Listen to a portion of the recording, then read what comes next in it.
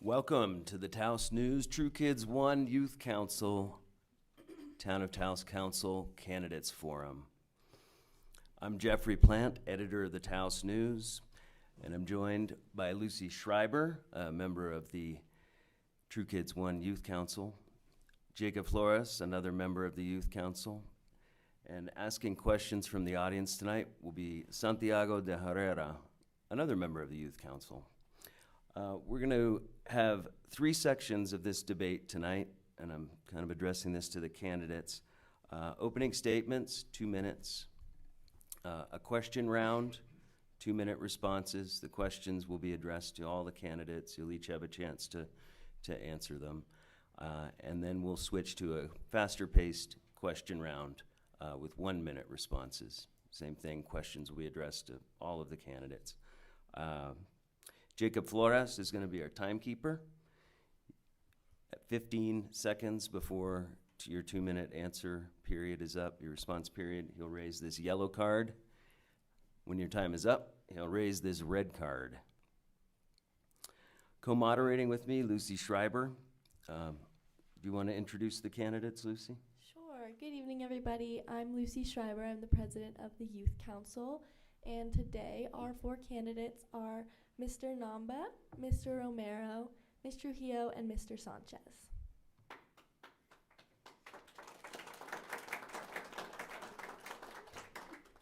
Let's get started with our first question round. First question's sort of a general question. Let me just scroll down to it.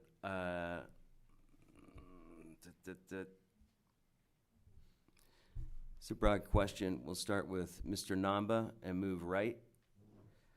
Mr. Namba. Sorry, we're forgetting opening statements. How about you do some opening statement there? Mr. Namba, please, 2 minutes. Hello, everyone. My name is Tetsuro Namba. I grew up in Taos County. I graduated from Taos High School, class of 2002. I moved away for school, and I moved back about 12 years ago. And since then, I've become more and more involved with what's going on in this town and local governance. I've been a member of planning and zoning for several years now. And I would just like to say how happy I am to be here for the TK1 and Taos News Forum. When I was a senior in high school for Mrs. Jenkins's class, my senior project was to write a column for the Taos News every other week, because every week was simply too much. And I really, really appreciate that the Taos News gave me a voice as a 17-year-old to talk about what I want and the things I think are important and the things that I felt.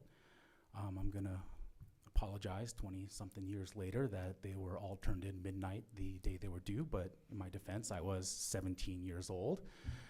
I'm just so glad to see that the Taos News is continuing in supporting young voices in this town.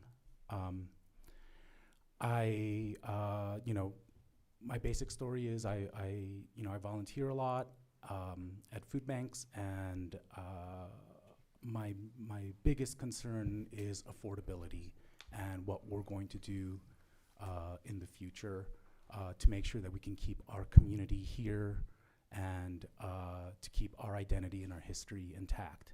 Thank you. Thank you, Mr. Namba. Mr. Romero, you have 2 minutes. All right. First of all, again, I'd like to thank you all for being here. This seems like it's something that's been going on and on. I think all of us would agree. But for those of you that don't know me or haven't been here in the past, my name is Billy Romero. I'm a third-generation business owner. I've been involved in state and local politics for a while now. I started off in planning and zoning.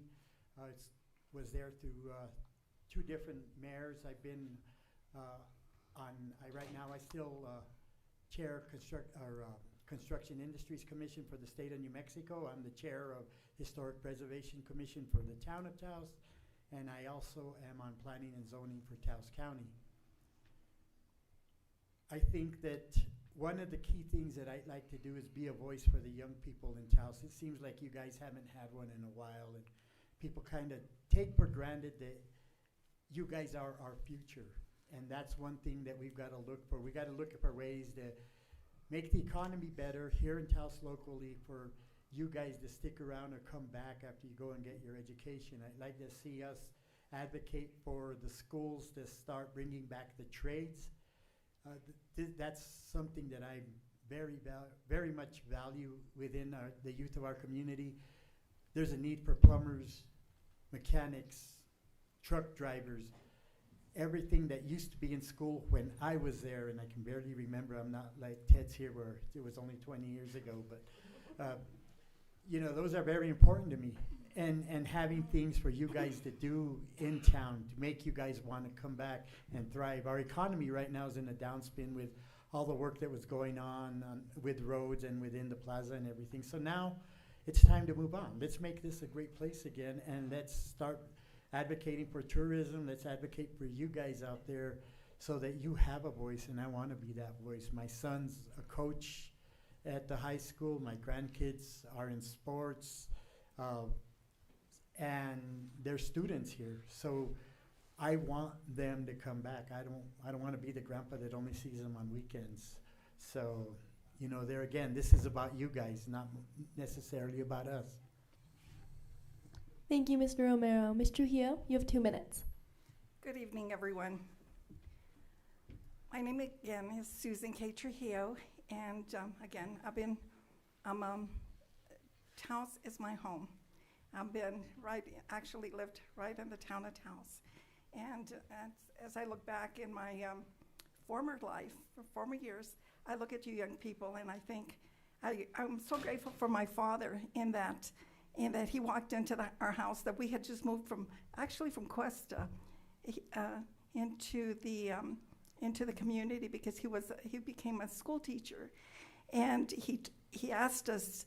He told my sister and I that we had jobs, and it was going to be at the A&W as A&W car hops, and that was my beginning of and my love for service. But it was fun, so I worked there, and then I transferred over to the Kachina Lodge that I worked every single summer as a waitress, and I made a lot of money for that at that time, and I was very grateful for that. And I never not showed up. I never called in sick. Those were not terms that I was used to. I just went to work, and then I married. I had a family. I was a stay-at-home mom. But during that time, I would like to say that I became a member of the AGLO International Organization. It's an international organization that is in approximately 175 nations. And I got to travel and to different conferences to see what was going on in our world I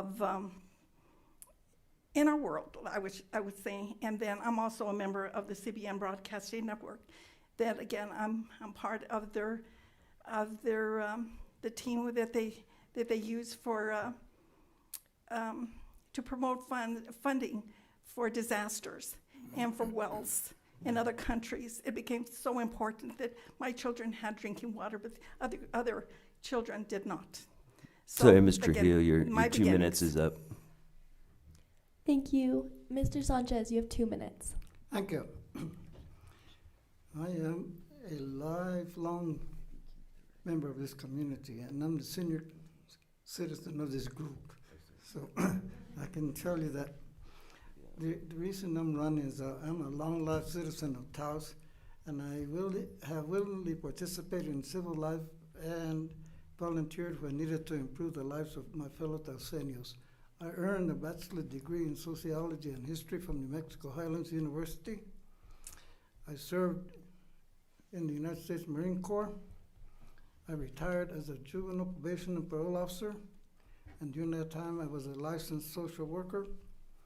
And I served 20 years as the Planning and Zoning Commission for Taos County, 10 years as a chairman. I was the chairman of the board of directors for Casa Corazon, which was a youth organization, and I was twice elected president of the New Mexico Correctional Association, which was our professional state organization. And most importantly, when we're talking about youth, I spent 50 years as a high school sport referee, 50 years, and I've learned that understanding and following the rules fairly and without exception is critical to public trust. The important thing about the youth is during those 50 years, I probably traveled to every town in the state of New Mexico, and I was always impressed with the facilities and the pride the towns had on their youth. Taos doesn't do that, let's be honest.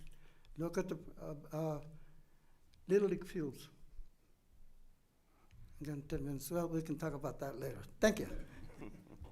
Go ahead. Thank you, Mr. Sanchez. All right, let's get to that question round that I promised.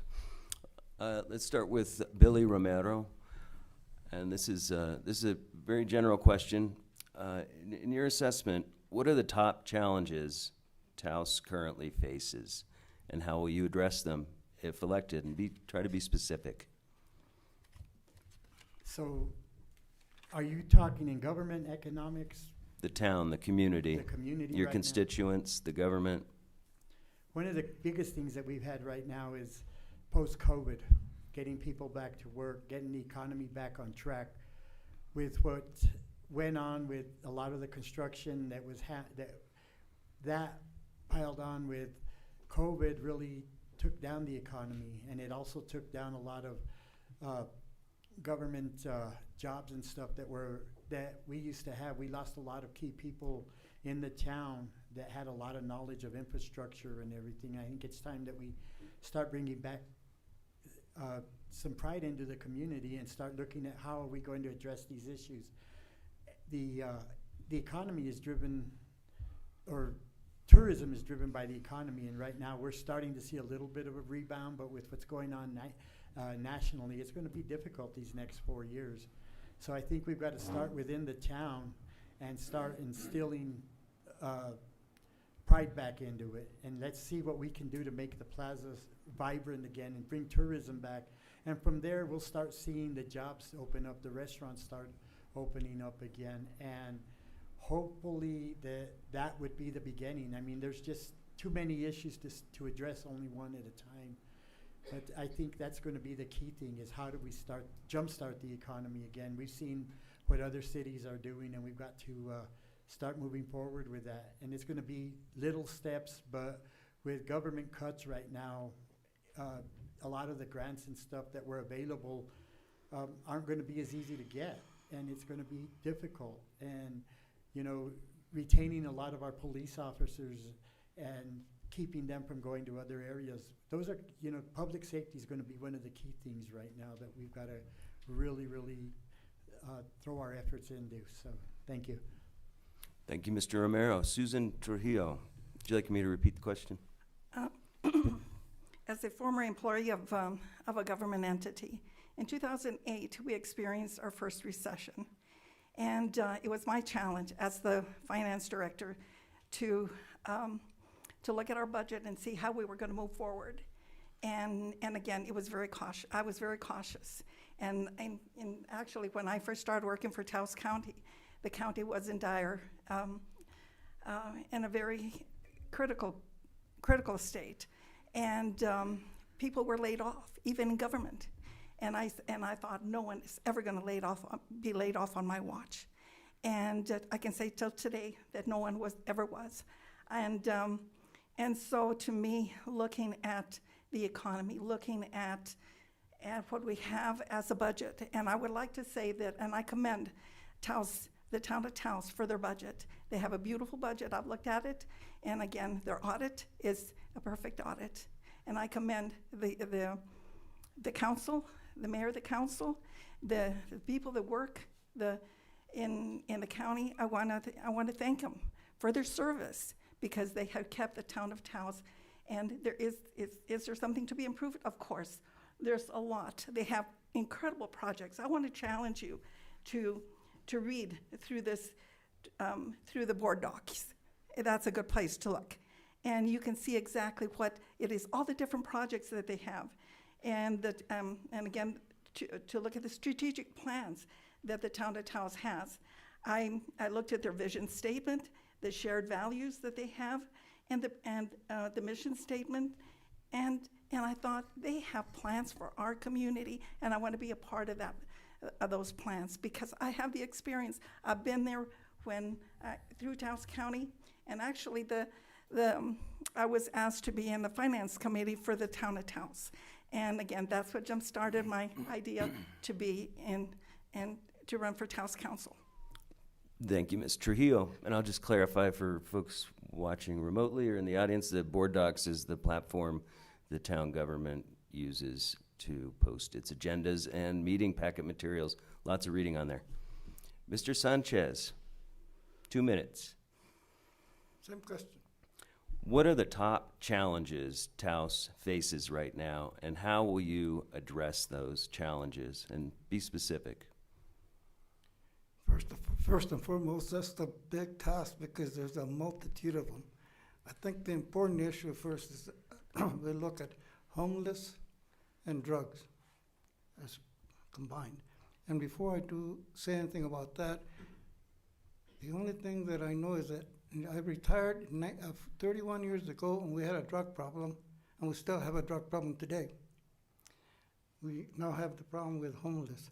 I think we need a miracle, but we need to continue a dialogue to come up with a workable solution to those problems. The other one's crime. We have a high level of crime that we need to address. We need to work with improve the visibility of our law enforcement to account for some of these problems. We need to look at climate. You know, think about it as that you go around, there's all kinds of trash everywhere. It's not picked up. It's time that we do something about that, clean our town.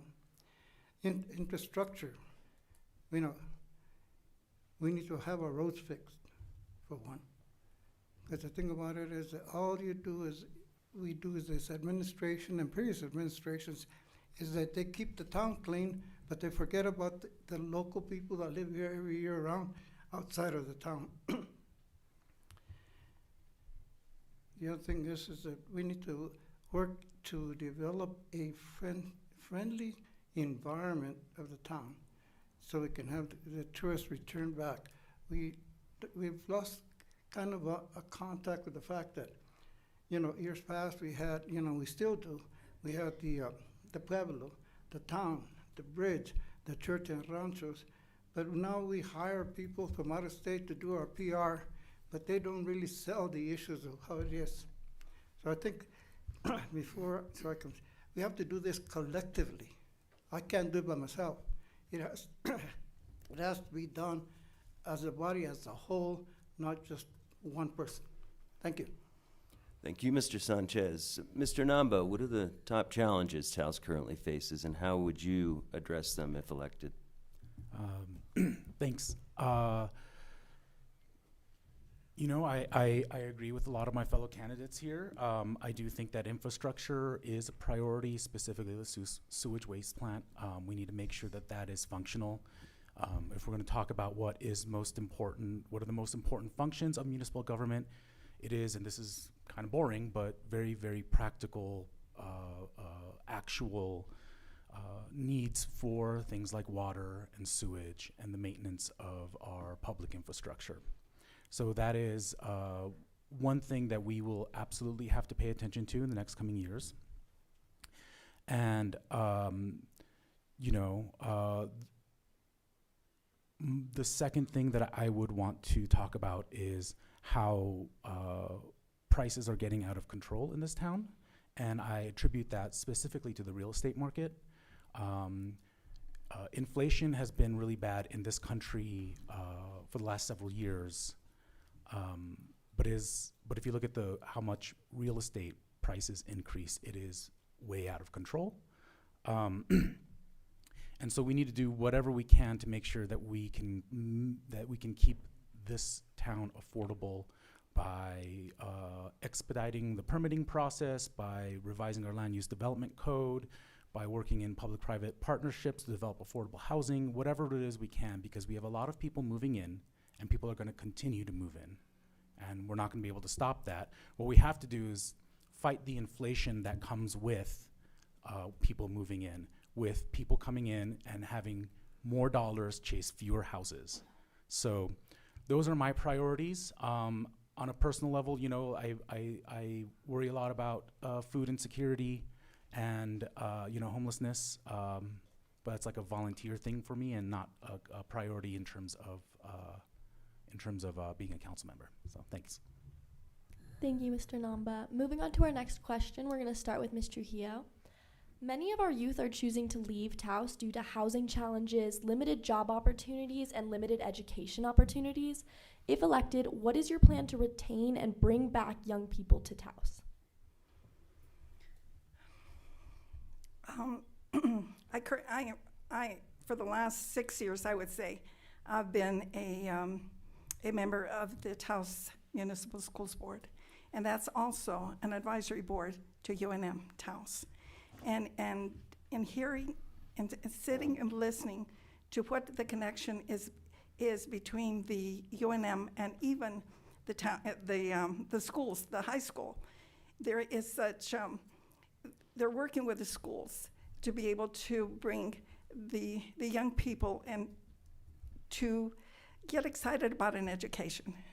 We have UNM in Taos, and they're actually looking at vocational, teaching vocational studies so that we can keep our kids here, the electrical, the plumbing, and for just 2 of them. But they're excited about what they're looking at to bridge that gap, but also looking at the young people in high school, just getting them used to for them to be engaged in the learning process so that they know that they can stay here in Taos and gain a very good education and a career. I know I did, even though I had to go to Espanola to at the time that I went to school. It was, I would say, a blessing to be able to travel. Even though I traveled just maybe an hour, I was able to come back and use my education to further my career, but also to be able to stay in Taos. So I think that that's what is the desire everyone that would want for themselves or for children. But I challenge all the young people that they can come back to Taos or stay in Taos if they choose to do so. So to me, that's to me, I like challenges, and to me, that I would want to challenge you to stay in Taos and give UNM and an opportunity to be a part of your future. Thank you, Mr. Trujillo. Mr. Sanchez, would you like me to repeat the question? Read it again. Yeah, okay.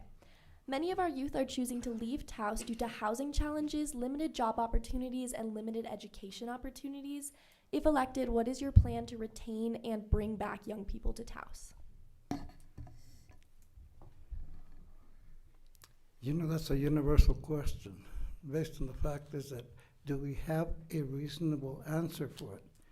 I don't believe so. We need to sit down and look at education. The thing about it is that a lot of our kids can't read or write, and that's why their job becomes minimized. I think that if you look at what job markets do we have, very limited.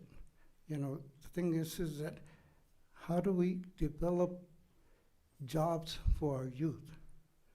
I think what we need, a lot of them go out to get educated and they don't come back because they find good jobs outside of the town. Remember this, we have, at the current level now, we have a old population and we don't have no middle class. Most of all of our kids are gone, and mine included. And it's basically because we don't have nothing to offer them. How do we do that? They mentioned UNM. If you look at UNM, the resume of a lot of people in Taos, they all attended UNM Taos, or they worked at Walmart, and they're still not educated, and they have a very minimal kind of a job. And and all of this is just part-time. Just look at a young couple with one child. If they don't have a good job, the minimum, let's say, for example, they earn $3,000 a month combined. They have to pay rent, They have to pay for vehicles. They have to pay insurance. They have to have medical insurance, all that. So I think best way to address the issue of keeping our youth here is to go back to the simple process, and that is go back, not only educate them to go to college, because not everybody's a college, student. Let's have vocational training. Back in the old days, we used to have workshops, auto mechanics. Now, all we have is computers. I just had one statement. The thing about it, the two dumbest things in this world is the brain and the computer, because if you don't put anything into it, you don't have an answer. Thank you, Mr. Sanchez. Mr. Namba, your turn. Okay, I think you are actually asking two different questions. One is how do you retain people, and then one is how do you bring young people back. Someone who is 18 or 19 years old is going to have a vastly different set of priorities than someone who graduated from college, who is maybe 25, 28, 29, 30, early 30s. And the priorities that I think that we should put into is not to keep our 18-year-olds here in town. They should leave and get an education or just go somewhere else and get some experience about being, out in the world. Obviously there are going to be people who are really excited at the idea of being a raft guide in the winter and a ski guide in the summer. Wait, flip that around. Or working in a restaurant, being a line cook, being a waiter. Those are completely viable options for 18-year-olds. And if they want to stay here and do that, we should encourage that. But I think what we really need to focus on is not retaining people, but bringing young people back. And I will tell you from experience that the more you move away, the longer you are away from here, the more you will miss it. And what we need to do is to make sure that there is a robust housing market and very good schools here in town, so that when you want to move back and start a family, you want to think, well, maybe we can come back here, abuelita can babysit while we go to a show in the park, something like that, which is really cool for someone in their 30s. So that is how I would answer that question. Thank you for it. Thank you, Mr. Namba. Mr. Romero. So one of the things that we've got to do, where we've got to start is we've got to remind the young people in Taos that anything you do is valuable. The trades right now, that's something that's hurting, and it's crazy. But the youngest people, I'm self-employed. I own a business. I'm third-generation business owner, and I see a couple of guys out here that own plumbing and businesses. At 18, you can be trained to do these jobs. The thing is that you've got to be encouraged not only to work for somebody, but for you guys to know that you can work for yourself. A lot of times that we got to create our own future. One of the, the housing market's another one. We've got to change the land use and stop our expectation that everybody wants to own a house. I think they want to live somewhere where they can afford to. And as I've talked to a lot of the young people, they're more into renting right now between till you're about 30, 35, 36 years old. And we've got to lift the restrictions and maybe go up. We're limited in what we can go, how far we can expand and start building the housing market. The one way that we're going to start lowering rent costs is to start bringing more houses into rent. And I'm a big advocate for workforce housing. I think that's somewhere that we've got to look at. And when you go to school, whether you want to go to be a doctor, a lawyer, an auto mechanic, a plumber, electrician, those are things that we need to bring you back to. And don't be afraid to open your own business. That's how a lot of us became successful in Taos, a lot of people from my generation. So those opportunities out there, and we got to bring back the summer youth work programs so that you guys can get some kind of training. Thank you. Thank you, Mr. Romero. We'll move on to Eugene Sanchez to answer this next question. And several of you have hit on this topic already, but if elected, what will you do as a town councilor to solve the affordability crisis here? not just the affordability crisis, but the lack of workforce housing, affordable housing, places to live. What would you do if elected as a town councilor to solve those issues? The first thing I would say is that we have to become fiscal conservatives and look at the budget that we have and work within that framework. Simply because everybody's aware that the well has gone dry. Nothing's coming down from the feds. The state's going to try to help us, but it's not. I don't think it's sufficient. I think what we need to do is develop a budget that provides the services to the community. And it serves a purpose instead of just spending money unwisely. Budget becomes a real issue. And that's the only way you can address it as I see it. Because the thing about it is that if you don't have the money, you can't do anything. So you have to make sure that every 6 months you review that budget to make sure that everything is still going in the right direction and not worry about, people have said, we're going to write grants to get money. Well, the government ain't funding no grants. The other thing is how do you keep all of this in focus?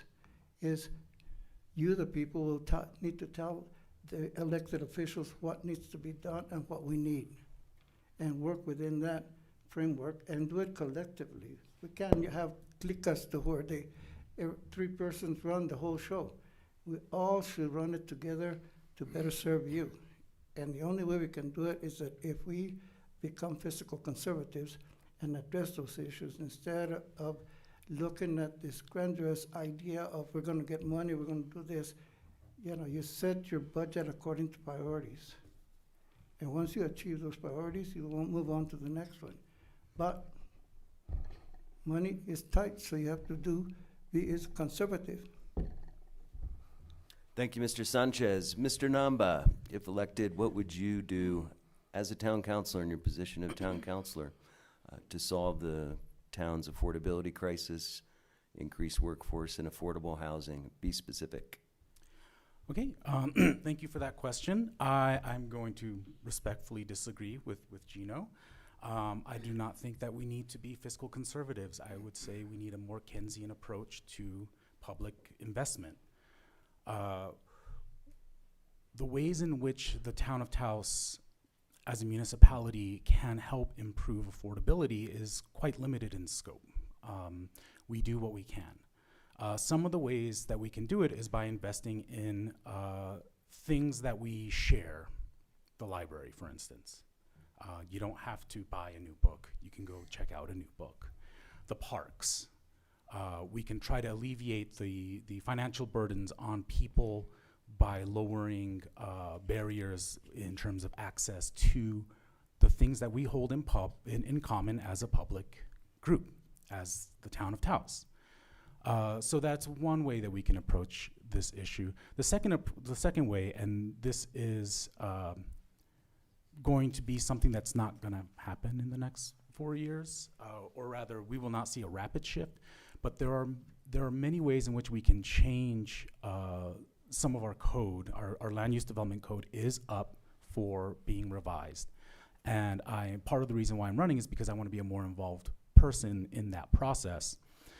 There are simple things that we can do, like make accessory dwelling units, like in-law casitas, more easily permittable. Instead of making it like a special use, it can just be a permit that you go to the Planning and Zoning Department and get a permit and build one. That kind of dwelling unit is what Albuquerque is looking into doing, and so there are code things like that which I would be more than happy to get more specific, but my time's up. Thank you. Thank you, Mr. Namba. Mr. Romero, do you need me to repeat the question? No, I've got it, I think. So, as I said earlier, we've got to saturate the market with what's called workforce housing. That's something that a lot of people aren't going to want to hear because most people want to keep Taos the way it is. But the only way that we're going to be able to start bringing down the rental costs is to start saturating the market. The only thing that the town can do or the county is that we can provide infrastructure we're not in the rental business, we're not in the home building business, and that's the reality of it. The thing is that if we change the land use and start going higher, you know, the 21-foot or 29-foot height requirement that we've had for years was based off of solely because our fire truck had a ladder that wouldn't go higher than that. There's no unwritten agreement with any other surrounding municipality or government that we can only go that high. And so we start saturating the market with workforce housing, and we're going to start seeing some of the pricing drop. It's the other thing is that it's hard to start to continue to build when we've got a failing wastewater facility treatment. This administration and previous administrations have done nothing to upkeep it. They put Band-Aids on that. We can't continue to keep dumping in there without starting to upgrade the system itself. I've been to meetings, I've seen where they put Band-Aids on the problem, but they really got to start looking at that. And if we're going to build more, if we're going to bring more housing in, that's one of the areas that nobody really wants to talk about, but we really got to start looking at that. Infrastructure is going to be a big thing, and that's the only thing that we can do when we're looking at trying to create some sort of affordability. Thank you. Thank you, Mr. Romero. Susan Trujillo, would you like me to repeat the question? I look at at our economy here in Taos, and again, it's wanting, and I can understand the struggles that young people are having, looking for a rental home, or even a house to buy. It's unattainable sometimes, and but when we look at what would bring people to Taos, and what would be the challenge that we'd be facing, and it's the workforce housing, and again elevating lowering the cost of these homes so that it is affordable for them, and they can have a livelihood here in Taos. They can experience some of the other what we have here in Taos to benefit from, and that is what we have is all around us. We have the beauty of this place that you would say that would attract someone to come to Taos, and would they want to come? Would they want to be a part of it? Would the housing be sufficient for them? I was looking at the report that was done on the Chamisa Verde project, and they're looking at a density, not just building single homes, but building maybe 2 or 3 bedroom homes that would accommodate families, and single unit families too, where it would seem like more of a home instead of an apartment-based type of structures. And I get excited about that because it brings value, but it also gives people an opportunity to challenge themselves to say, instead of renting, maybe I could buy a home.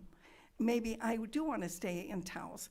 But if they rent, would they want to stay in Taos? Again, we want to keep them. So we have to use the budget. We have to use what is available to us, the tools that are available to us within our structure to be able to accommodate them. Thank you, Ms. Trujillo. And we're going to turn now to Santi de Herrera for a question from the audience.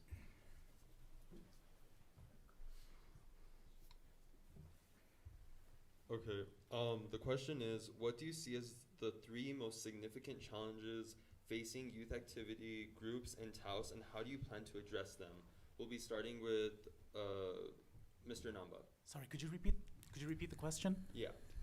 What do you see as the 3 most significant challenges facing youth activity groups in Taos, and how do you plan to address them? Okay.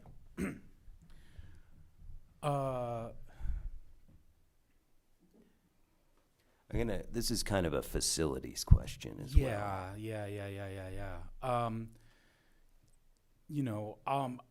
My mind immediately moves to simple actual infrastructural questions like rebuilding the roof for Taos hockey, I know that that has been a huge deal for a lot of people in our community because there is so much hockey here. In terms of the other kinds of support that these groups can use, you know, we've all kind of alluded to the Little League Park and how fees have been raised recently. Something like that, I think, should be made accessible without being too expensive. I do believe that there's some stuff about there's some legal stuff involved with that I'm not 100% sure about. And you know, stuff like the current, you know, general obligation bond that's going to be before us as well is going to contribute to infrastructure. It is for capital investments in school properties. So, yeah, that's yeah. Thank you. Mr. Romero, would you like me to repeat the question? I'd like you to give me another one, but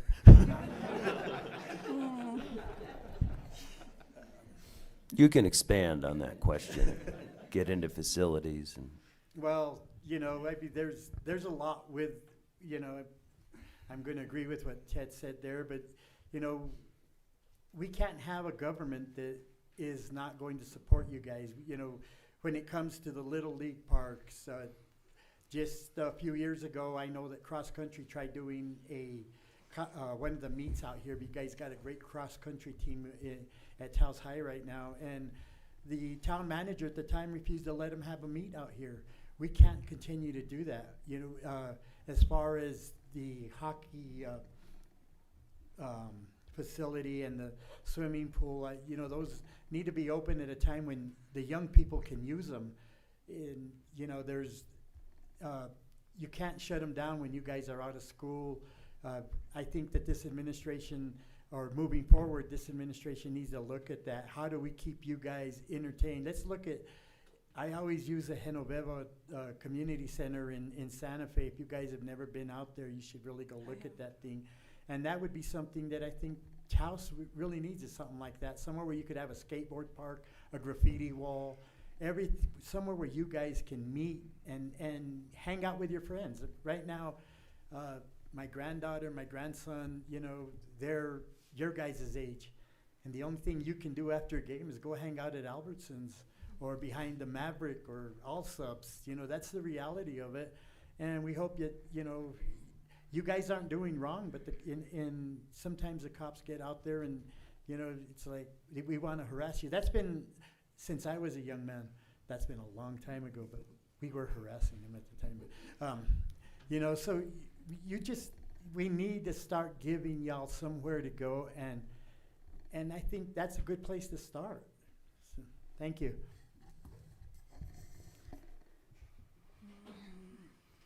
Ms. Trujillo, would you like me to repeat the question? Yes, please. What do you see as the 3 most significant challenges facing youth activity groups today in Taos, and how do you plan to address them? This is referring to locations that youth activities are held and stuff like that. Okay. I looked up what the town was doing, excuse me, with the Philemon Sanchez Park. There is an $8.1 million, that's an $8.1 million project. And I believe that that is going to bring not just the youth, but families. And families parents, grandparents need to connect with the young people and do things together.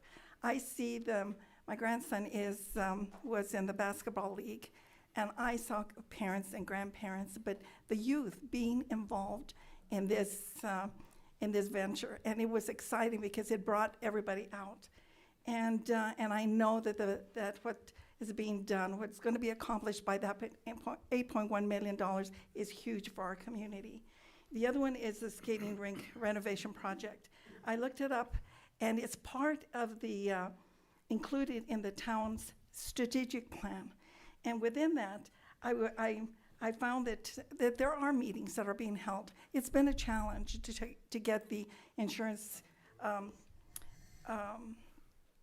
insurance companies to work together, but we also have a grant that has been made available to put that ring together. But I wanted to say that the Taos Youth Hockey Association is anxious to execute their plans to commence scheduling of practices, team events, and tournaments, and most importantly, the recruitment of kids to join the hockey teams. Coaches and support staff must receive certifications. Therefore, updates from the Town of Taos on this project is imperative. Hockey tournaments bring in teams from other cities in New Mexico, other states, Colorado, Texas, Arizona, California, Utah, Kansas have come to these in the past. The money spent during their stay are GRT dollars and larger tax revenues. But all these are things that our youth needs, not just hockey, but everything that families have to afford. Thank you, Ms. Trujillo. Your 2 minutes is up. Sorry. Mr. Sanchez, would you like me to repeat the question? What do you see as the 3 most significant challenges facing youth activity groups in Taos, and how do you plan to address them? Well, I was always going to say, in my 50 years of officiating, I probably visited every town in the state of New Mexico, and I was really impressed with what they have for the youth. First and foremost, they have pride in their youth. They have the facilities for the youth. In Taos, we have the Little League field that doesn't meet the Little League standards. The town says we maintain it, but all they do is cut the grass. The roof at the hockey building went down, and we're still talking about it. We're working on it. That's not going very well. We need to address the need of the youth to say, look, we need to get them all, not just one set of youth. And I mean by that is that most youth that participate today, their families have a very strong family structure. And those that don't participate, we don't exclude them. So we need to look at in terms also, for example, the soccer fields. We had, if you go on Sundays or Saturdays, you go down to the Rancho school, and there's about 3 or 4 fields, and there's 100 young kids playing soccer. We should provide something for the kids to be able to be proud of. We just can't be talking about it. You have to take pride in our kids. We need to give them the opportunity to participate in activities that keeps them off the streets. The thing is, like you said, we need to stop talking. The thing about it, they charge our youth, I think it's somebody said $1,200 to use the Little League field. And the thing about it is that in addition to that, how much does it cost to outfit a young kid to play Little League? It's not $10. You're talking about $300-400. So it's, the issue now becomes get them involved, but how? The answer we have to work on. Thank you, Mr. Sanchez. All right, let's move on to another Taos News question. What is the best path forward? And we'll start with Mr. Namba. What is the best path? Sorry, Mr. Romero. What is the best path forward to encourage more economic development, more diverse economic development in Taos? Do we need a film office? Do we need to get the Matanza meat processing facility finished? Is the destination stewardship plan, for example, going to promote more local economic development? As a counselor, if elected, what would you do working with your fellow counselors to encourage more economic development? Well, as I think of my answer here, one of the things is that none of us here are in council right now. So it's kind of a difficult question to ask, but yes, I think we do need film is becoming something that New Mexico is being noted for right now, and as you guys are well aware, through planning and zoning through the county, there is a young lady now that is opening up a filming office in Ranchos. which met with a little bit of opposition after the fact. Economically, it's going to be a task, and I'm kind of all over the place with trying to answer this in a meaningful way, but we've got to look at ways that we can drive the economy forward. I wish I was second at this because I could have heard everybody else's answer, especially Ted's, but it's,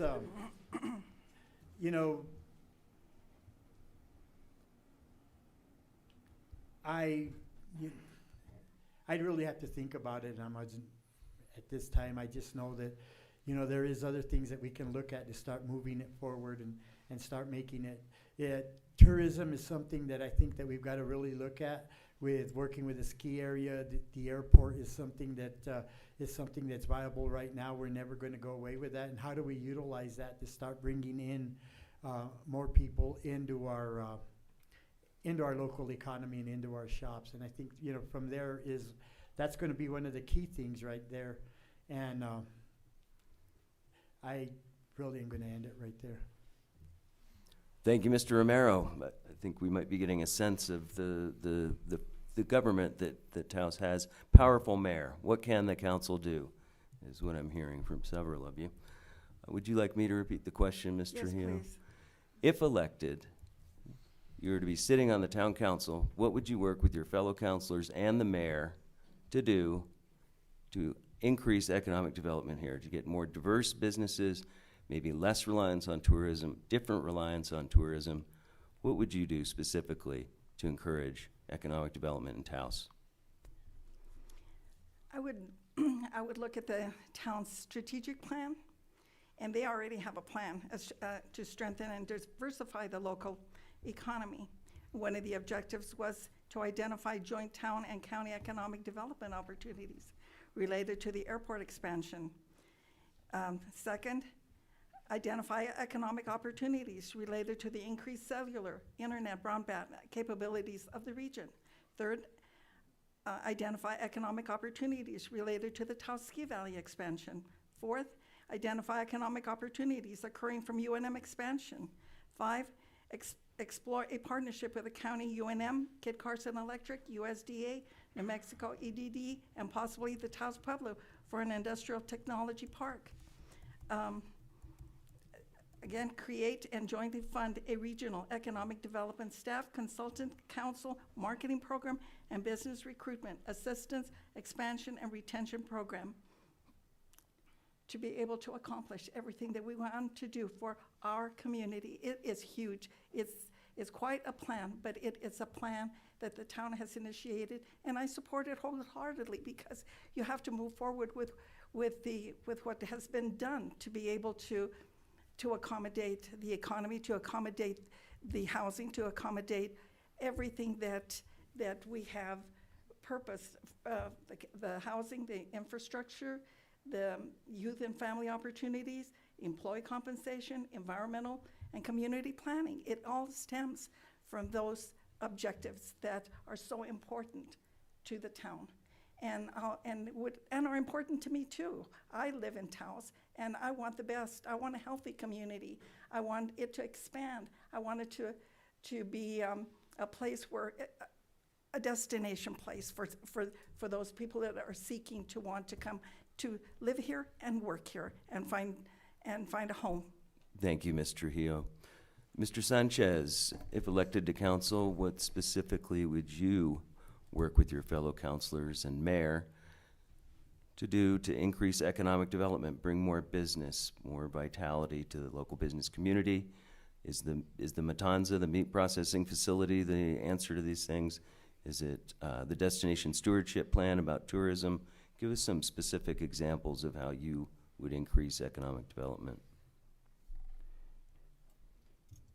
I have to think about that for a second, because the thing about it, I agree with Bill and the other side, is that I've lived in Taos now for 80 years, and we've been talking about developing economic,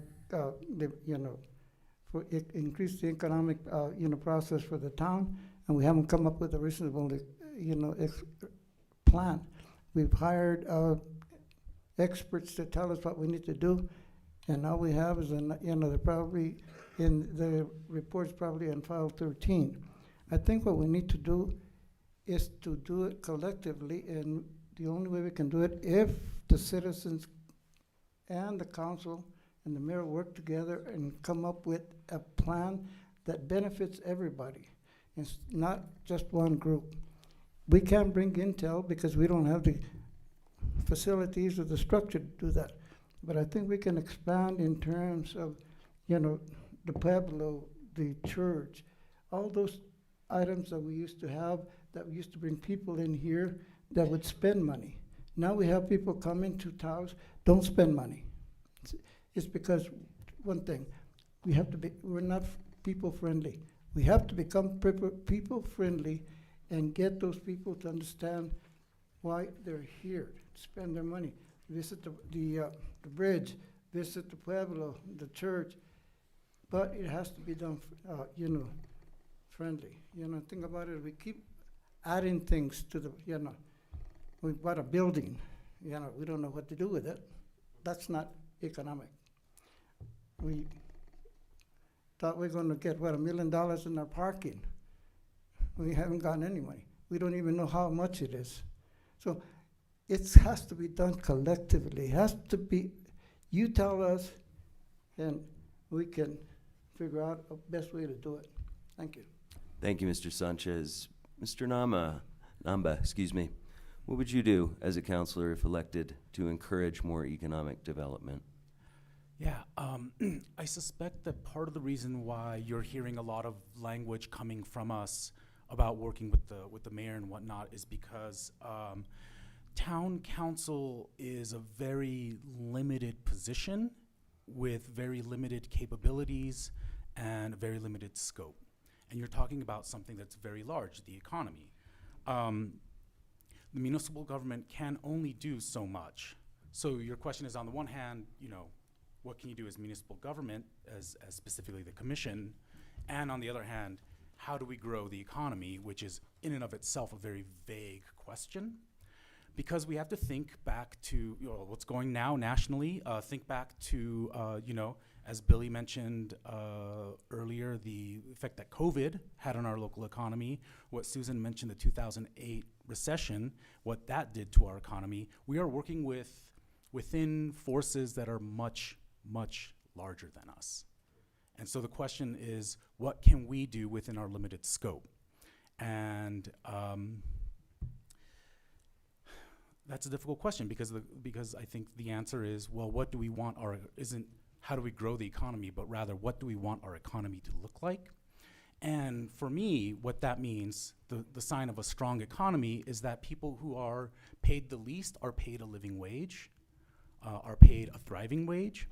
So people who work at gas stations, people who work, these sort of quote unquote menial jobs can also afford to stay here. Now, unfortunately, as municipal government, there's not a whole lot of ways that we can enforce that outside of, obviously minimum wage increases.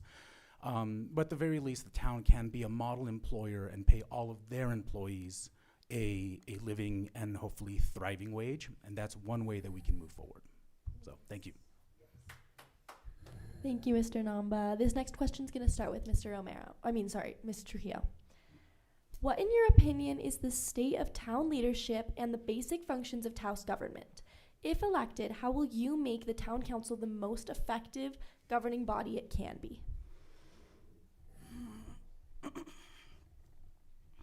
I'm going to read my statement because, to me, it says a lot of the vision that I have for a council member. An effective Town of Taos council member can leave a legacy of good works and make an impact on people's lives. It is the closest level of government to the people and one that provides the greatest challenges while building a sure foundation and a model that creates leaders for the future. In the Town of Taos Council form of government, it is a body of elected officials who serve both the executive and the legislative duties, meaning they enact local ordinances, administer them, and establish policies governing the municipality. To make good decisions, these officials need good information. The gathering of necessary information and statistics requires time by the council and staff. So we have in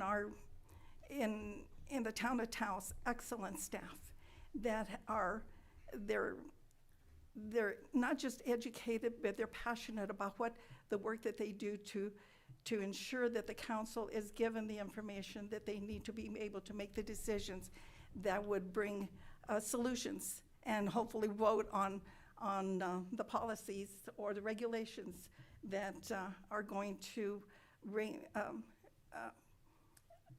bring an outcomes. There should be outcomes because government has evolved into a model, a business model type of environment that produces, you want to measure the outcomes, you want to find out if there's monies to be able to do what you, a certain project, and it's important to study what the budget, everything has to be budgeted. And so the outcomes are so important, and that's what the people will experience, are the outcomes of what we do as council members. Thank you, Ms. Trujillo. Mr. Sanchez, would you like me to repeat the question? Yeah, all right. What, in your opinion, is the state of town leadership and the basic functions of Taos government? If elected, how will you make the town council the most effective governing body that it can be? Thank you. Right now we have, excuse me, we have a government which is it has a nonverbal, communications with the citizens. If we want to do anything, we need to have communications between the elected officials and their citizens. Give an example. If you go to the city council, and there's a section there that says Citizens Forum. 5 minutes to speak, and then at the end it says no action will be taken. Well, granted, it has to be on the agenda, but that's the extent of it. There's no follow-up. I think it's important that we develop a strong method of communication between the elected officials and our citizens. They're the ones that will tell us how effective we're going to be. At all levels, we need to have communications. We need to be able to speak to everybody. We can't, our elected officials become secluded after they get run for office. You don't get, you can call them, and I speak from experience. I've called them, I don't know how many times. Do they ever return a call? No. Did they ever address the issues that I brought before them? No, because they have their own agenda. To be effective government, we need to have a government that is open and concerned about the citizens. And that's the only way you can become effective. Thank you. Thank you, Mr. Sanchez. Mr. Namba? I agree that what we need, I agree with Mr. Sanchez. Communication is key, and that means as elected officials, listening to people. What we need is for a local council that is on the ground, out in the community, listening to what people have to say and their concerns. All sectors of the town, not simply the sectors that we are most comfortable with or most familiar with. We need to listen, to the Chamber of Commerce, but we also have to go visit the Nest. We need to be aware of as many different parts of the community as we can. And once there, listen to the people that actually do the work, that are actually there day in, day out, and listen to what they need. Of course, I will listen to everyone that comes up and talks to me, but I will take it a little bit more seriously, which is a funny, okay. Yeah, I'll take it a little bit more seriously if you're there, doing the actual work that we need to improve our community day in, day out, and not simply like a sort of theory of what you think should happen. So yeah, we need to listen to the people that know and are doing the work. And the last thing is we need to communicate amongst each other, whoever gets elected, in a way that is transparent to the public. But we need to talk to each other to know where we are and where we're coming from, what we want, and how we can work together to make it the most effective governing board that we can. Thank you. Thank you, Mr. Namba. Mr. Romero? Read the first part of the question, because I want to make sure I answer that one correctly. Sure. What, in your opinion, is the state of town leadership and the basic functions of Taos government? So, right now, this administration has been one that doesn't listen to the people. I mean, you know, they started off early on with trying to bring in home rule, which was something that they didn't really listen to the general public on. I was very outspoken on that. And, you know, clear down to recently with the renaming of the park, I think that there's other issues that we need to start addressing, and to be able to work together. I think what we've got to do is we've got to create a council that works together, but yet can still have disagreements along with the mayor and have a positive outcome out of that. And that's what I think that this group of people here is looking to do. We're trying to bring some unity to government and bring some transparency to it, something that was lacking the last 4 years. I think that it's, you know, and that started with the mayor and the town manager. I think that moving forward, we've got to work in harmony, and we've got to listen to the people. I'm somebody that I tell people I'm out there in the community all the time. It's embarrassing when kids your age don't recognize the mayor in a crowd, don't know who our council members are. You know, that's something that we need to change. You need to be out there. We need to be seen, not only with the young people, but with the citizens of Taos. And we need to be able to be out there amongst you guys. If you have concerns, we need to stop at the grocery store and talk to you, at the restaurant and talk to you. Those are things that community, if you want to be part of this community, you want to govern this community, you've got to be willing to take that with you. And, you know, that's something that I think is lacking a little bit. You know, when we get into office, we only see our candidates or our council people every 4 years or during re-election time. That's something that needs to change, and I think we need to be unified as a total government to make things more positive for us. Thank you. Thank you, Mr. Romero. We'll now have another audience question, so I'll hand the mic over to Santi.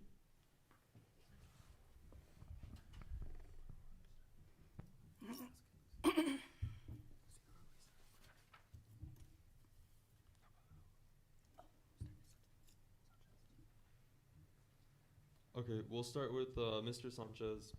How will you support our homeless population? That's a real big issue.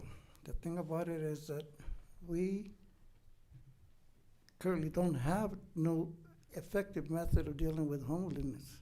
The thing is, it's not only a Taos municipality, it's a county, and it's statewide, and it's a national problem. How do we address that? Because you have to understand, some of these people have some very serious problems. They have health, mental, and drug addiction. And the thing is that we don't have the facilities or a place for them. You know, the thing is, I've been sitting an alternate municipal judge, and we get them in court all the time. But jail is not the answer. What is the answer? That's a universal question, and you know, I'm sorry, but I don't think anybody has an answer right now. Everybody's groping with that. There's all kinds of philosophies about it. Lock them up and throw the key away. Do this and do that. But yet, we don't come up with a very comprehensive plan to address that. I think we need to sit down and look at the problem and what are our resources within the community, which are very limited. But so we need to start looking at developing those alternatives. But we gotta stop talking about it and doing something about it. Thank you. Thank you, Mr. Sanchez. Mr. Namba, would you like me to repeat the question? No, that's okay. Thank you.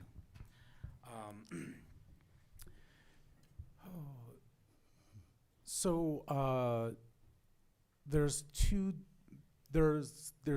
varying degrees of homelessness, and I think a lot of what we are talking about is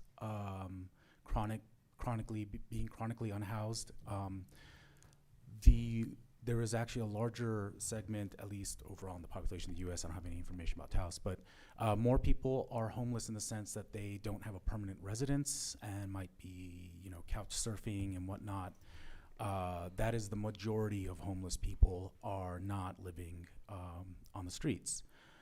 So in many senses, for a large chunk of the population, homelessness is simply a housing problem, and we need to work on our housing. In terms of people who are chronically unhoused, we need to do whatever we can to support the organizations that are doing great work tackling this head on already in our town. I've cooked for the Nest a couple of times, and unfortunately they feed so many people that I cannot do it anymore because my kitchen literally does not have the capacity to cook enough food for as many people as they need to feed. I look forward to maybe doing that again in the future with people with bigger kitchens. But we need to support those organizations doing the work. And the last thing that I would like to mention is what Mr. Sanchez said. Mental health, it is a mental health crisis in many ways, and what we need to do is to work on and help develop our current mental health care system in Taos. It is a little, it can definitely be fostered a little bit better. We need more therapists, we need more prescribing psychiatrists, and we need a more robust concern about mental health overall in this town. Thank you. Thank you, Mr. Namba. Mr. Romero, would you like me to repeat the question? No, I'm good.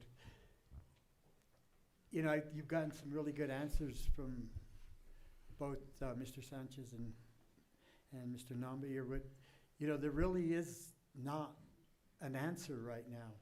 This is the homeless population. As Ted said here earlier, there's a big mental health issue that's going along with this, and how do we do this at local government levels? That's going to be difficult. I mean, for the town of Taos to be able to do anything, we can support the programs that are out there, but we can't recruit therapists. We can't, we can collaborate with other cities, see what they're doing, but we're limited as to what we can do. You've heard, if you listen to the news and just other people talking, these are draining on local economies with going to the hospital and not being able to provide proper treatment.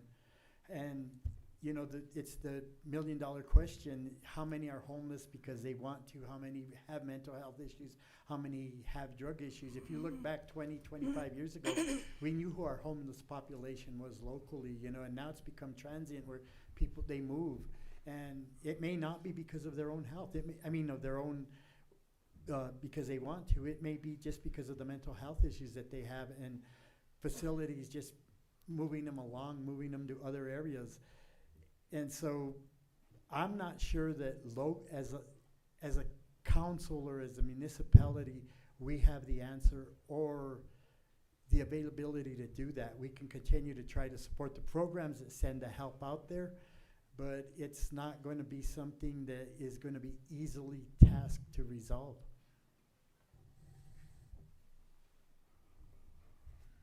Thank you, Mr. Romero. Mr. Hio, would you like me to repeat the question? No, thank you. For me, this has a twofold response, and one of them is, from what I was hearing out in the community, was that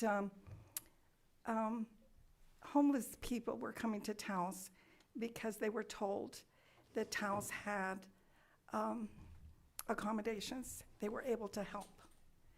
And that's why we're getting a lot of homeless people in our community. And in talking to some of the businesses, it has been something that they have, that it's been detrimental for them because they've had to clean up around their place of business in the mornings, and because people are wanting to sleep in their porches, and again, vacant homes are being used to use as shelters for these people that are homeless. So again, looking at it that way, it's a challenge. It's a challenge for a town. And, but again, looking at what is available to them and in our community. And again, a lot of them have mental issues. And would they respond to the help? That would be something that it would be very interesting. Would they want the help? Sometimes they don't. But again, there's money, there's foods available. There's the community schools that now are available to the homeless children, and I want to commend the Taos Municipal Schools, because there is a fund that is available within the budget that you can donate monies for that can be used, and there's food, there's clothing, there's accommodations that can be provided for these children that are part of the homelessness in our community. Thank you, Ms. Trujillo. Can I simply add, factually, I don't think that I most said, of our and we're homeless not going to are have transient. any responses. I know, Mr. but I'm Namba, sorry, talking about no. fact checking. Like, we need to be honest about what's going on. Go to the next. Excuse me, Mr. have Namba, we're going to move on conversations. to the next round of this debate. Thank you. We'll start with Ms. Trujillo. We're going to speed things up. You'll have 1 minute to respond to these questions. First question. Topic is parking kiosks and parking.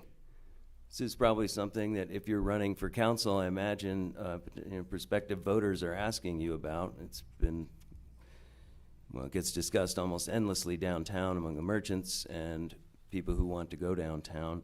If you're elected, what would you seek to do as a counselor for the parking program? Get rid of the kiosks? Would you leave the kiosks? What is your proposal for parking downtown? The response for the kiosk is very confusing for those people that are trying to find parking. And to me, I would think that the kiosks are good for areas where there's parking, but not within the town.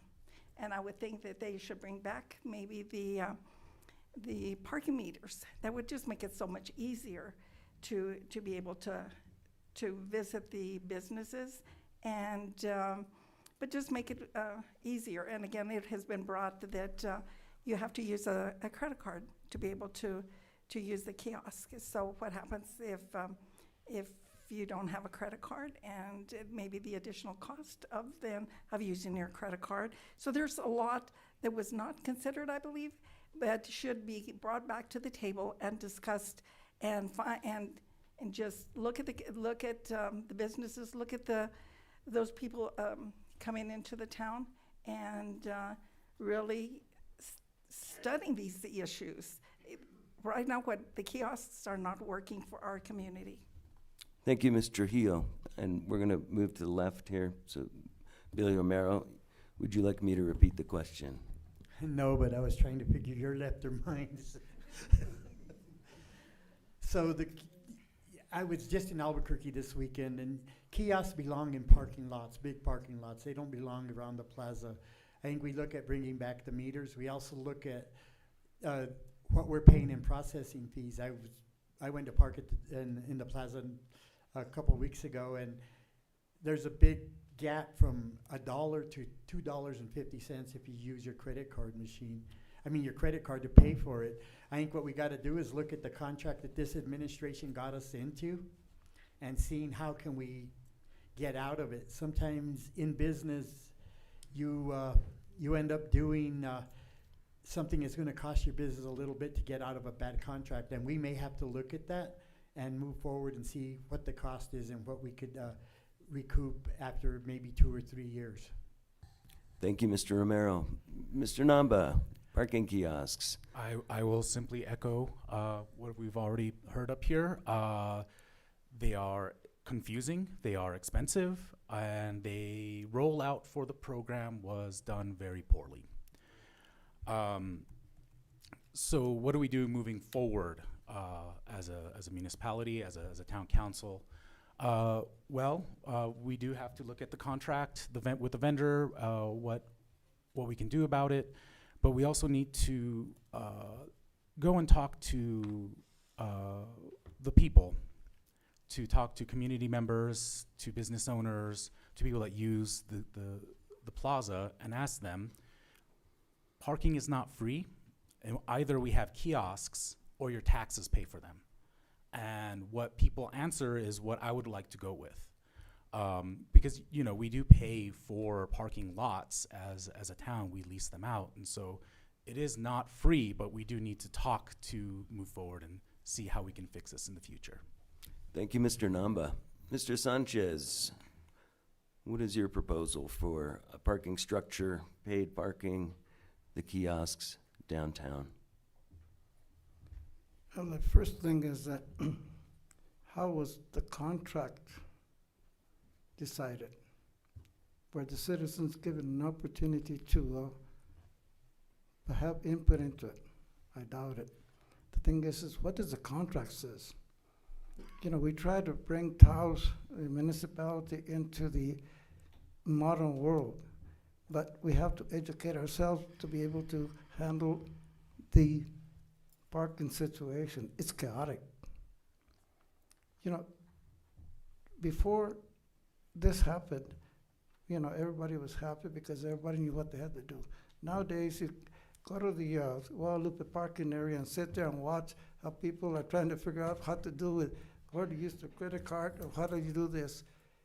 And in the meantime, we're losing money, and it doesn't serve the best interest of the public at this time unless we do something about it. Thank you, Mr. Sanchez. Our next question is going to address Taos Pueblo relations, and we're going to start with you, Mr. Romero. How do you define the relationship between the town and the Taos Pueblo? What is the first thing you will do to improve that relationship? I do a lot of business on the Pueblo. I work with staff every year through my business, and I've not heard that there's a big disconnect with the Pueblo and the town. As far as I'm aware, and I can't speak for the Pueblo and I can't speak for the town right now, but I don't hear a big disconnect. I've seen them come jointly together when it comes to things such as connecting to the town sewer and water, public safety, and them working in unison when they have a tribal member that's in trouble out here in the town. I think that is, in my opinion, something that the governing body should work on if there is a disconnect. Like I say, with everything that I do on the Pueblo, I never really heard a lot of disconnect between both of them. Thank you, Mr. Romero. Mr. Namba? I would like to echo that. Taos Pueblo is a recognized sovereign nation. And so in many ways, it's very unique to be able to live so close to a separate political entity as the town of Taos. However, I have heard that there aren't really conflicts between the two political entities. We believe we are trying to work on making it so that they can be hooked up to our sewer line at some point. So on a legal, political level, we're doing fine. And then on a community level, they are our neighbors in the town of Taos. There are many tribal members that live in the town of Taos, that live in the county. And in many ways, we are here to represent them as well in that capacity. Thank you, Mr. Namba. Mr. Sanchez? Thank you. I think the best way to handle I don't know if there is a conflict between the two governments or not, but I think we have to develop communications between the two governments to make sure that whenever we're going to do something within the municipality that it affects the Native American government, they should be immediately contacted instead of waiting until you take action, then ask them to come in. It should be on an equal basis. Treat each government as equal. The thing is we have to look at in terms, for example, with the Pueblo in terms of the Abeta water settlement. You know, I'm not, that's a big issue in terms of our seconds and our water, and we need to look at that very carefully. I think we need to also, mesh our traditional customs together so that we can go back to having the Indian dances at the park. How's that? Thank you. Thank you, Mr. Sanchez. Ms. Trujillo? I like the concept of bringing people to the table. And they have been our neighbors for forever. And my experience, even with Taos County and seeing Taos County work and the town of Taos work with the Pueblo, and the Pueblo working with the town and with the county. And actually with the schools, we have a board member that is, for the first time ever, is, excuse me, is from the Taos Pueblo. And she's absolutely brilliant. And I have learned so much from her, that, again, her ways, her gentleness, the approach that she has to governance. And what I say by governance is just the way you handle business and what you bring to the table. And they bring a lot. The Taos Pueblo brings a lot to us, and we have a lot to learn from them. And my relationships with them, they have been so gracious, and I would want to experience more of it. Thank you, Ms. Trujillo. Right. We're going to go to our last question before we get into closing statements. And I'll address this question to Billy, it looks like. Is this right? Nope. Mr. Namba, you're up. This is a public safety question. So if elected, what's the first thing you would do? What would you do to improve the town's response to property crime, violent crime, drugs and overdoses, mental health calls, and complaints regarding the unhoused? What's the first thing you would do if elected to council? I strongly believe in things like the LEAD program. What we need are people, law enforcement officers, first responders, who are trained in mental health first aid, who can learn, trauma-informed ways in which to police, which means understanding the ways in which people who are suffering from mental health crises, who might be high, who might be in some sort of episode, who might be unhoused, simply put, the ways in which that sort of trauma can affect the way that you think and the way you act is very important for us to understand, and for us to make sure that the people we send out take care of our community in the best way that they can, which is caring for our community, all of our community members. And I would recommend everyone carry Narcan with you and distribute it as much as you can. Thank you, Mr. Namba. Mr. Sanchez, what's the first thing you would do if elected to address the town's various public safety issues? The first question I would ask is who's in charge? The thing is we have a law enforcement that don't seem to have any accountability. I said as a municipal judge, I would say that we dismissed about 80% of our cases for the lack of proper investigation. If you go down the main drag in North Pueblo, there's 2 police officers between the 31 Flavors and the Democratic Party, one facing east, the other one facing west, and the traffic is going 100 miles an hour and nobody does anything. So we need to look at, in terms of, for example, in the month of September, there was only 44 traffic citations issued for the whole town, and 11 for the misdemeanor offenses. That's not very good. And, if anybody knows that, you and I drive down Salazar on the phone, and nobody tells you anything. So I think we need to, first and foremost, have accountability to. Okay, thank you. Yep. Thank you, Mr. Sanchez. Ms. Trujillo, what's the first thing you would do if elected to address public safety issues in Taos, including complaints about the unhoused, drug overdoses, property crime, etc.? I think what everything has evolved. Everything has changed, even the way the police do their duties. And that is, when you're facing, they have to be trained, and the training that they're having is totally different from stopping maybe a person that is speeding. Now they don't know what is involved in looking at the homelessness, maybe looking at any thefts, looking at accidents.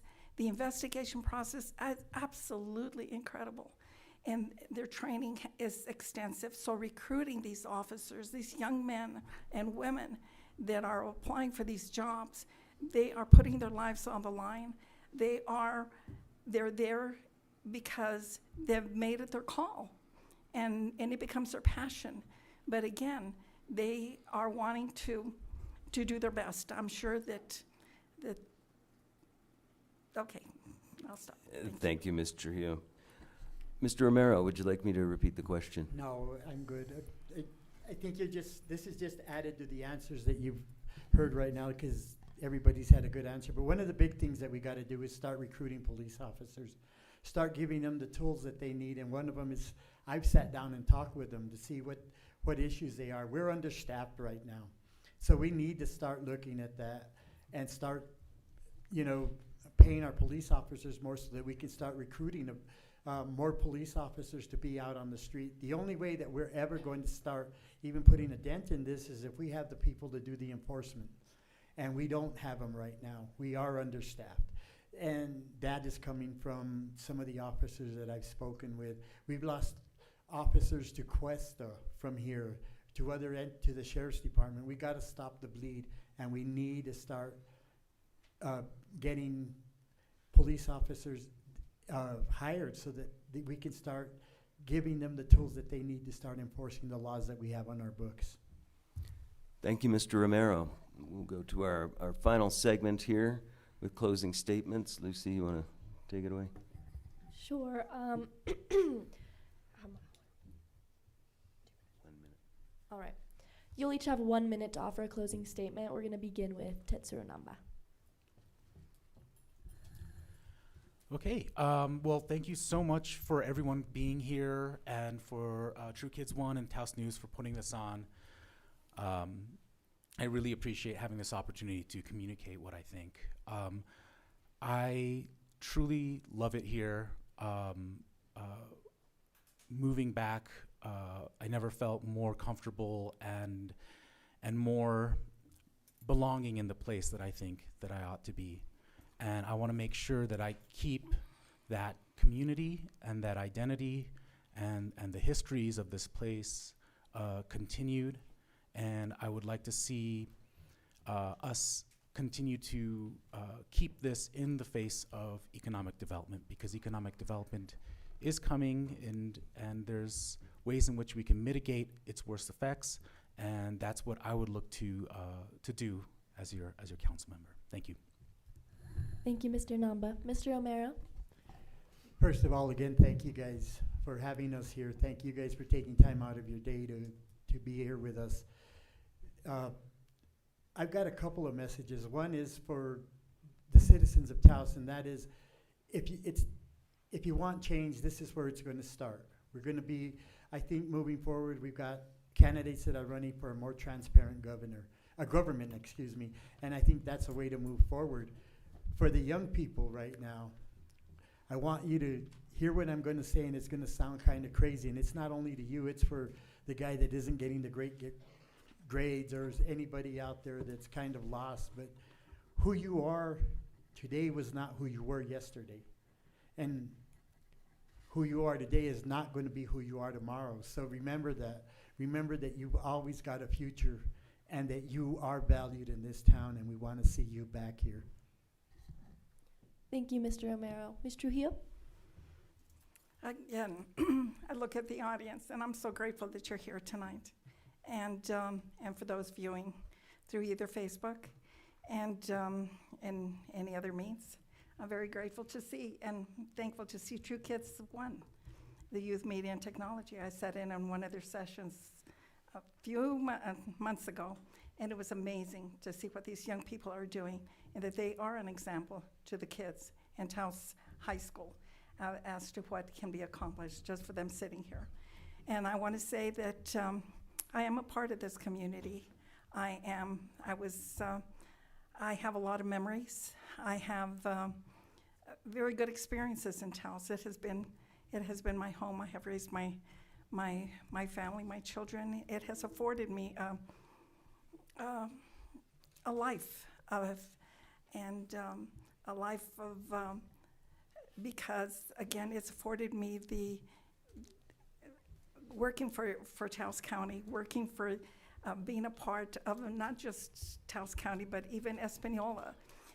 I was able to make a contribution to the livelihood of my neighbors. Thank you, Ms. Trujillo. Mr. Sanchez?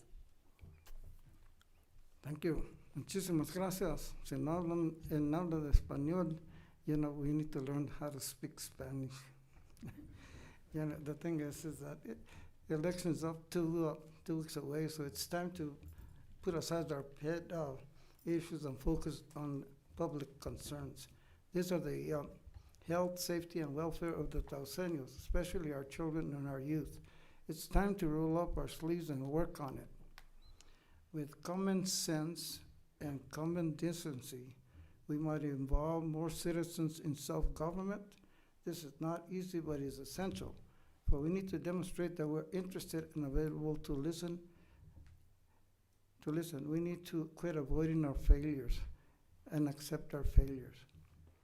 While we need to acknowledge the difficulties we face, we need to accept the importance of these challenges. We need to foster a spirit of gratitude among our public servants. Elected officials should set a good example of respect, friendly service. Thank you, Mr. Sanchez.